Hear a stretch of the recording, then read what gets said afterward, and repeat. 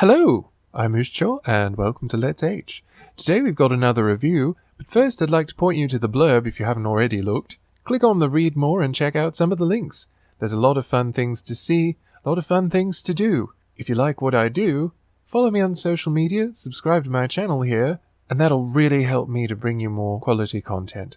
Thanks! So I think it's been long enough that we can actually have a rational conversation about this without someone getting completely freaked out over it. Today, I'm going to talk about a movie that is so overrated that it was literally impossible to discuss without any sort of bias, any sort of severely emotional and typically toxic reaction within the whole first fucking year where it was released. And of course I'm talking about Brokeback Mountain. I'm going to talk today about why I don't like it and why I feel it is a problematic film in terms of what it brings to the conversation and also what it contributes to the landscape ultimately. It's also perhaps easier to look back on it and to see what has happened or failed to happen in the years between now and its release than it was to defend against the endless waves of people wanking on it at the time. If I sound slightly bitter, it's because nobody would shut the fuck up about this movie at the time, and I had to listen to no end of people who had absolutely no experience in gay anything, telling me why this is something that is the greatest thing in the world and why I should embrace it as a gay man. In my experience, people either like it because of its clunky gay themes, or they like it because, ooh, big budget with straight boys forced to pretend to be in love with each other, also brief nudity. There are so many self-loathing gays that bitch constantly about gay cinema. There are other people in the gay community, in, lesbians, trans people, bisexuals, more than this, that absolutely never give gay cinema a chance and immediately judge it. The thing is, it's not an informed judgment if you haven't actually done the research. And I felt like that too. Like when I was younger, and this was more prevalent as I will touch on later, when I was younger and just getting into the whole gay community and first actually admitting to myself what my orientation was and allowing myself to participate in that gay community, a lot of what I was exposed to was the stereotype in cinema that we really want to get away from, and we've wanted to get away from this for years and years and years. But there is this persistent self-loathing gay archetype that exists and is so prevalent in the gay community. They will bitch constantly about gay anything, as if it is always necessarily inferior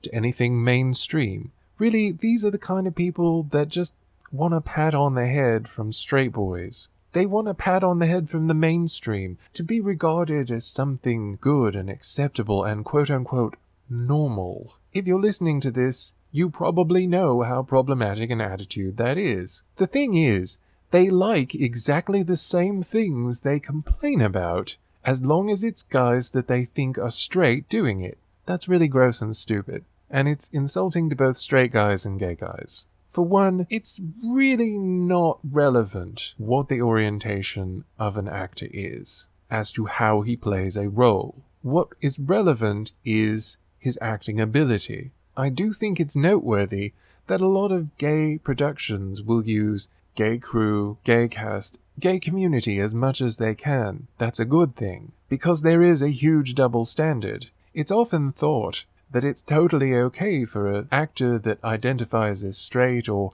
hasn't told anybody otherwise. That kind of person is usually a-okay to play a gay dude. But someone who has come out as gay is usually looked at a bit more harshly and judged much, much more strictly for their ability to play straight dudes, as if straight dudes or gay dudes act a certain way. They're stereotypes, but that's not how people act. It's often oversimplified to a point where it's insulting for everybody involved. But it's especially bad when you have a group of people in your own camp that constantly ride the dick of something just because it's mainstream. It's always better just because it's mainstream, just because it's the in thing, just because it's trendy for the moment. What happens when that thing becomes last season? Well, usually they brush it under the rug and don't mention it. or they conveniently forget to mention it, even though it supposedly defined their life for a while. Honestly, if you like the movie, that's great for you.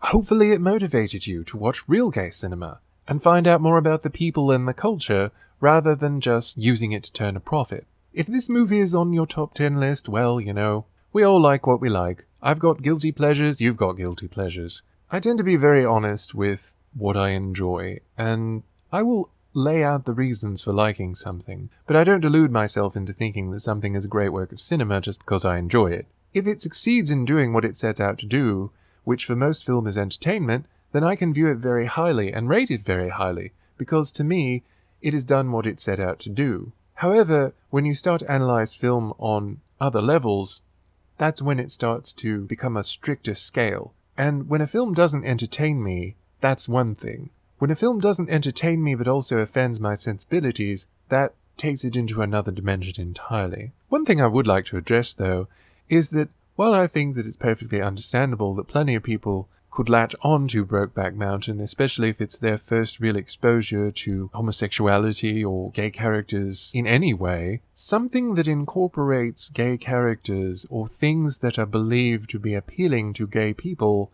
that does not preclude it from having homophobic tones in it. You can make a movie about gay people. You can make a gay narrative, and it can still be really homophobic. The movie 300 had huge homophobic, not to mention historically disrespectful, overtones to it. But because it had a bunch of muscular, scantily clad guys in it, so many people were telling me what a gay-positive movie it was. It wasn't gay-positive at all. In fact, it was written by someone who had no fucking clue what that period of time was like, or what any of the cultures involved in the story were like.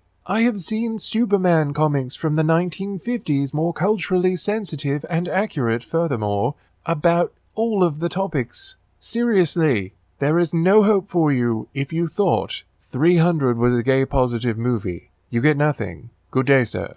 Putting the other shallow dreck aside, though, Brokeback Mountain has a really hackneyed plot, especially for the time. The 90s were an age where the gay movie stereotypes were really cultivated.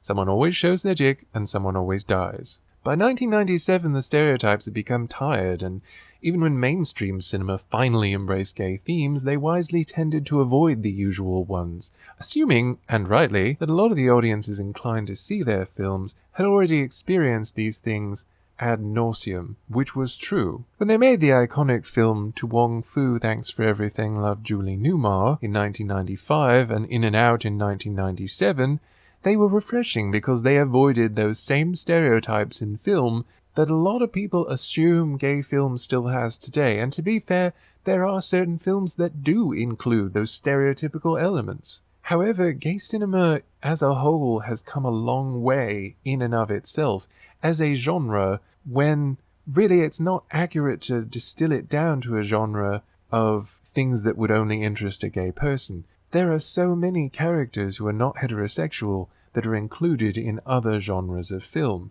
The gay genre, at least as it's represented at many streaming sites and video places and such, this represents something where the story revolves around someone's orientation. There's a lot more diversity in that nowadays, but there are some things that are still specific to the gay community and the gay viewing audience that a lot of gay filmmakers understand, or filmmakers that have a lot of exposure to the gay community understand. So they will incorporate more of that in their films, and so you get some of these things that you see in a lot of stuff. Most of the time, it's because of the experience being common enough to be accessible and understandable to a gay audience. In and Out was one of those films that was really important to me, because when I saw it was coming out, I thought, oh god, it's a gay film. It's a mainstream gay film. And I had seen some pretty downers of a film. I had watched films from the 70s, the 80s, the 90s. In that day and age, a lot of the time, you had some of the new cable channels coming out, you had some satellite channels, you had a lot of different things that were playing different things.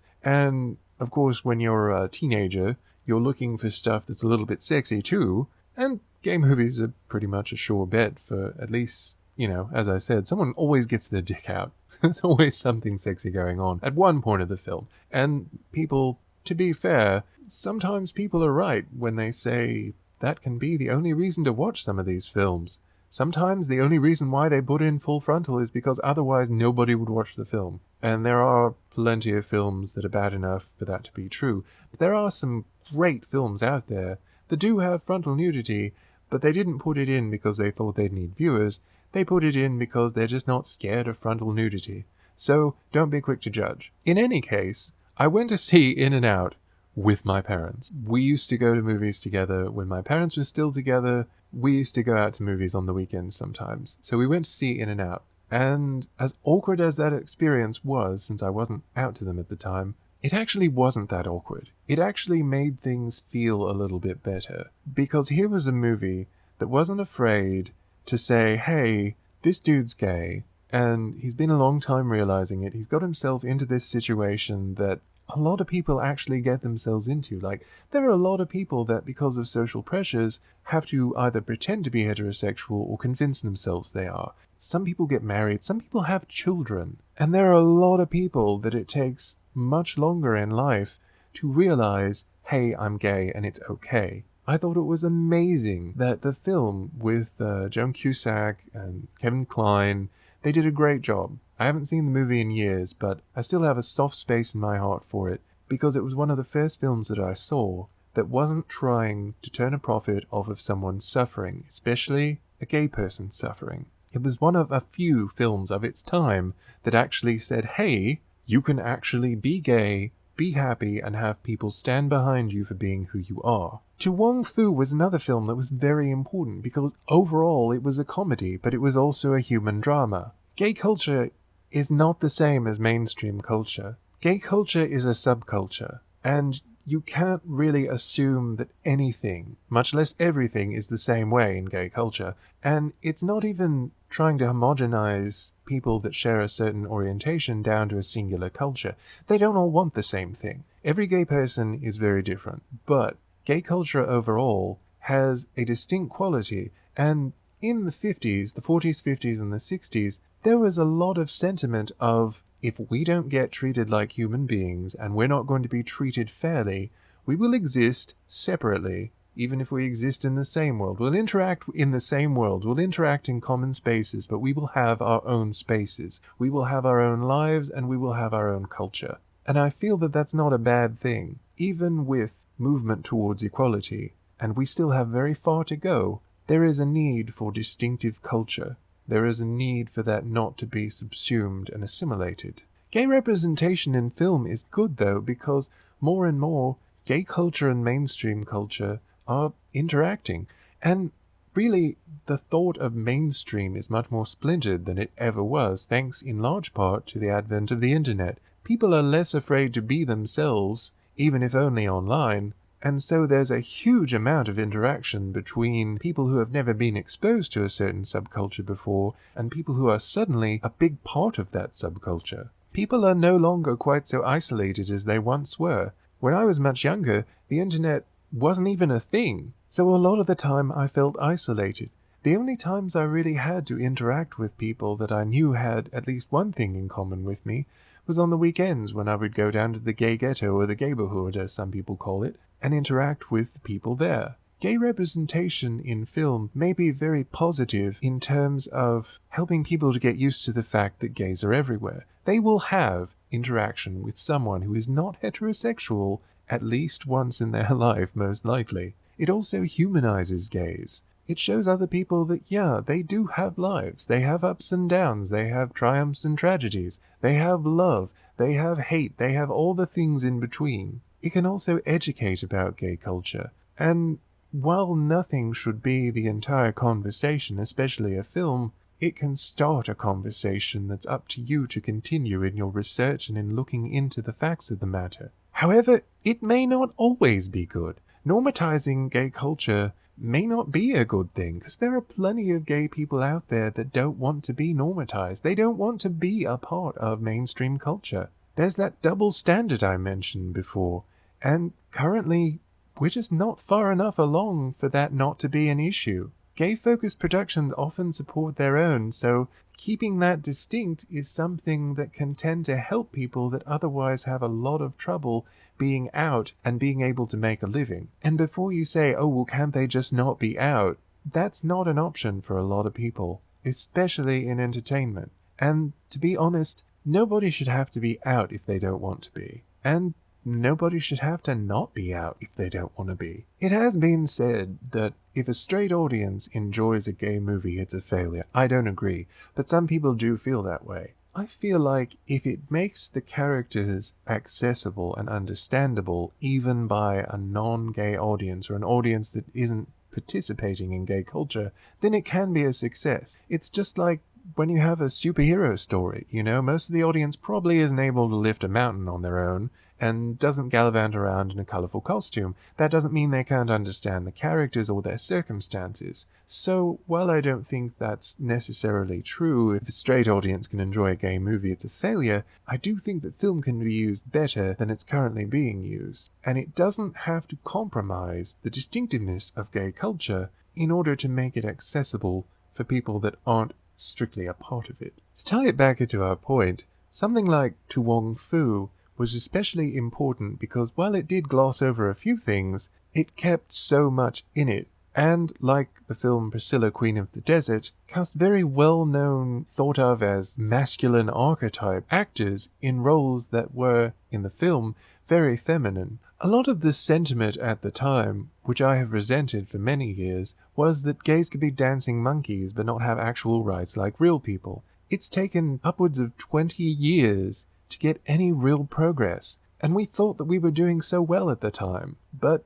ultimately, there were so many setbacks, and that relates even to popular media. Gay film went out of vogue for a while. It's a shame, but it happened. Anyway, gay history lesson over. Brokeback Mountain teaches the lesson that gay is a misnomer, which is a pet peeve of mine, and that you should forget about following your heart and your dreams and just go with what you think society dictates, enter into a loveless sham of a relationship, and have a tragic outcome. First of all, I hate the need for so many writers, and they're gay, they're straight, they're whatever sexual. I hate it when people look at the term gay as a name for homosexuals and feel obligated, inspired, and driven to prove this as an inaccuracy. Because gay people, it's almost funny because it's so ironic. They're called gay, but they're so unhappy, and they lead such miserable lives, and everybody hates them, and yeah, but no.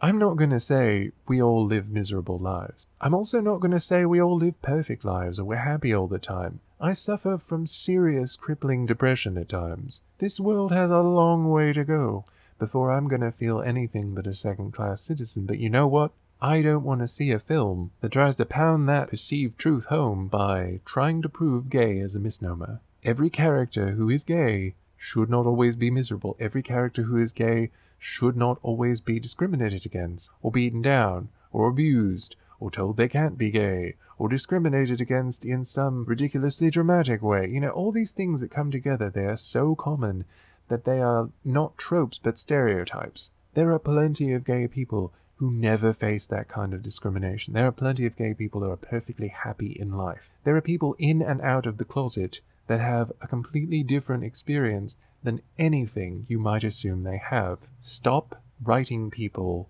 as miserable as shorthand. Gay characters deserve the dignity of being analyzed as characters, developed as characters, and given the unique right to actually develop on their own, rather than you using what you assume to be the universal gay experience to define a character. If you think you're clever by making a gay character miserable, you're not. It's not irony, it's just you treading a well-trod path, and it's a tired path, and it's like beating a dead horse, except the horse is now a fine mist. The thing is, I'm not saying we can't have downbeat stories where somebody has a tragedy or some people don't end up together. In fact, one of my favorite films has a relationship falling apart in it. However, for certain things, certain aspects, certain stories, they've either been overdone or it's far too early to do something like this. It's like Hellbent, the gay slasher. It was basically a by-the-numbers slasher,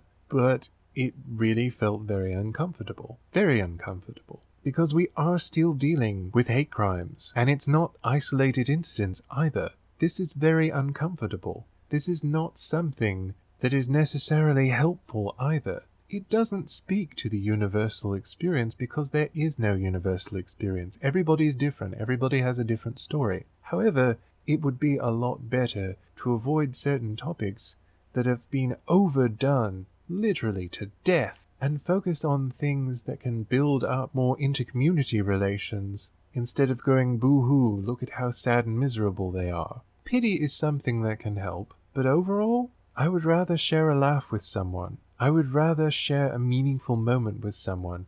I would rather not be told, why don't you go with what society expects? Because even though you'll be miserable, that's the ending to your story. I don't find that acceptable, and that's not going to be the ending to my story.